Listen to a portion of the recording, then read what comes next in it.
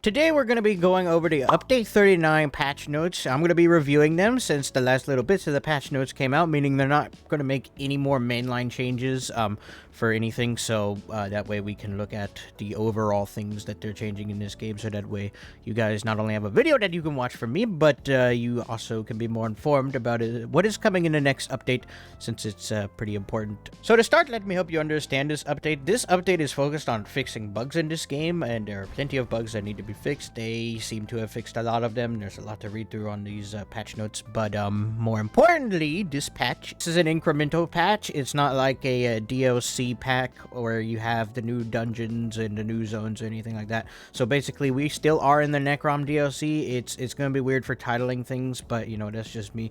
And I have a Google Doc in front of me about all the changes that I want to keep myself on topic about. So the ones in green are what we're going to talk about. And yeah, so the first big change that I consider to be pretty significant is the change to the Maelstrom 2H. It now increases your direct damage done by 560, depending on how much weapon and spell damage that you have. And this seems like it'd be pretty big, but in testing for PvP, I found out that this value is cut in half by the Battle Spirit, and that means you end up only doing 280 additional damage on top of your physical, or like your direct damage attacks. And the same thing for Draugr, you only get 165 additional damage for each of your attacks in PvP, because that value is cut in half by the Battle Spirit. But regardless of that, it is still probably the best way to make jabs hit as hard as possible from the tests that I've done using Maelstrom 2H and Draugr. Yeah, it is a pretty good change in that regard, but you know, outside of that, it's just direct damage. It's not like Draugr, where everything is affected by it. So no more damage over time from the Maelstrom 2H gap close, I guess. The next big change we're going to talk about is the passive changes to Spec Bow and Bound Armaments. What I mean by that is you don't have to cast Bound Armaments or your Merciless Resolve anymore to begin generating stacks for your Spec Bow or generating the daggers above your head for Bound Armaments. This is more like a quality of life change. In PvP, I guess this could save you one ability cooldown, so that way you can have like an additional heal or damage in there or something like that. I don't know. But this just seems like a more simple change, and you know, ZeniMax is always pursuing the accessibility road, so this definitely contributes to that. Nonetheless, this just makes playing easier, I guess, for everybody. Yeah, but it is noteworthy to talk about. Alright, the next thing we're going to talk about are the new monster sets that they're introducing with this update. So in the next update, in Update 39, there are 3 new PvP monster sets coming out for Cyrodiil. You can buy each of these from the containers from a vendor in Cyrodiil using Alliance points, and we're going to go over each one. We're going to save the one that is what everyone is talking about for last. So, first one we're going to talk about is the Nibene Battle... listen. This basically gives you a damage shield whenever you're pulled by any attack or whatever. So people that spam Rush of Agony or getting pulled by Dark Convergence, you'll just get a big fat damage shield. I don't think this will save too many people from bombing, especially if they're in a super fat Zerg, because you'll just get nuked anyways from all the additional damage. But, you know, this can help in some cases if you're just sick and tired of getting pulled and killed because you got pulled. The next one is the Colovian Highlands Jerall. This basically gives you extra ultimate for you and your group members whenever you kill somebody. This could be insane in a ball group where you just have one guy sitting in the back spamming Radiant Oppression on the guy that they're zerging down, and he just gives all that ult to the group, and then they could spam more Resto ults, more Destro ults, and listen, it's still an interesting set on a 2-piece especially, and it could be a lot of fun to play with on DK when something like the Asylum's 2H, but yeah. Interesting set. Now we're going to talk about the set that everyone is concerned about, and that is the Jerall Mountains Warchief set. This allows you to debuff your target by giving them a 35% healing reduction. You do take a 15% healing reduction yourself once you reach all those stacks, but that 35% healing reduction is incredible because, you know, that's basically old Defile, and this can stack with Defile as well, by the way, so you can push someone up to like 59% healing reduction, I think, with this and both Defiles. But I've done some testing with this, and it's a very weird set. set, and I think it needs to get adjusted before this goes live, because if it doesn't get fixed, it's going to be obnoxious because of how the purge for this works. So basically, this is purged per stack, and this is always on the front of your debuffs. What I mean by that is, so if you're at 35 stacks and you're on a Templar and you're trying to get rid of this, and say you have like 3 burning status effects on your debuff bar as well behind this stack, it's going to prioritize purging 5 stacks of the 35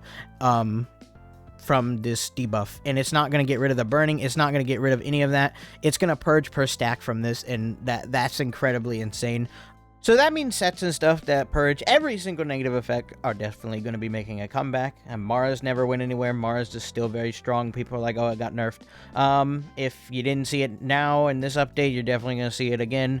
I never took it off because it's still very strong. But yeah, like, I'm glad healing is going to be taking a hit from this, but I don't like it when they try and fix problems through adding more sets into the game, because not only is that more for the game to deal with, but also you're going to, in the future, probably end up adding a set to try and counter this set, and we just continue on this meta snowball. I would have preferred it if they would have just done something through Battle Spirit and not added yet another set to try and fix a problem that they could easily fix by using the Battle Spirit. But, you know, also, Mara's doesn't give you a heal per stack. It counts the entire status effect or the effect as one heal. So if you have 35 stacks and you purge it, you're not going to be getting an insane heal. You're only going to be getting about 500 health from that purge. So yeah, there is that. It's like a negative effect, but it's not. It's weird. Listen. Also, you cannot have multiple people stack it. So both of you guys can contribute to the stacks on somebody if you're both wearing the set and you're attacking the same person, but only one of these can be applied to a target. So you're not going to be able to give someone a, 70% healing reduction? No, can't do that. The next change that I find very noteworthy is the change to the boat passive long shots. Instead of giving you an additional 12% damage bonus to targets, depending on how far away you are from them, this passive is now getting renamed to Vine Dusk Training. And whenever you are within 15 meters of somebody, you do an additional 5% damage to them. That's a flat 5%. And whenever you're 15 meters or further away from them, you deal additional crit chance to them. And this change is amazing. And I like this change is going to be incredible for Bosork. And I'm probably going to end up making a video on Bosork by itself because of this change and the amount of power that Bosork has now. I've done some tests with the Bosork on the PTS, and this small change has just cracked the heck out of Bosork's power. So I feel like it's deserving of a video all by itself, but this is a pretty good change. You might see a lot more people using bows now because it's very good damage just across the board for everything. This does not affect your healing, unfortunately, but it affects your damage, so there's that. And the final thing I find that is very important that we talk about is the change to the Destruction Staff passive. So currently on the live server, the Destruction Staffs, okay, starting with the Inferno Staff, we're only going to talk about the Inferno and Lightning Staff. For the Inferno Staffs, your fully charged heavy attacks deal an additional 12% heavy attack damage, and your heavy attack channels for your Lightning Staff deal damage to everybody nearby. That's no longer the case with either of these. Now, your Destruction Staff, your Inferno Staff, is going to be doing a damage over time to your opponent after you do a fully charged heavy, and the Lightning Staff is no longer going to deal AoE damage each tick. Instead, it's going to be doing damage on the final tick in an area, so no more tri-focus cheese bombing from mid-year and open world and all that cringe, finally. And then the other change that they made was to the Ancient Knowledge passives. For the Ancient Knowledge passive changes, currently, if you have an Inferno Staff equipped, you deal 10% more single target damage, and having a Lightning Staff equipped just increases your AoE damage by 10% as well. With these new changes, now, instead of doing that, Inferno Staffs increase your damage done with damage over time effects and status effects by 12%, and Lightning Staffs increase your damage done with direct damage and channeled effects by 12%. Now, if you want to go for that single target direct damage kind of build, you're going to be needing to use a Lightning Staff, so yeah, there's that.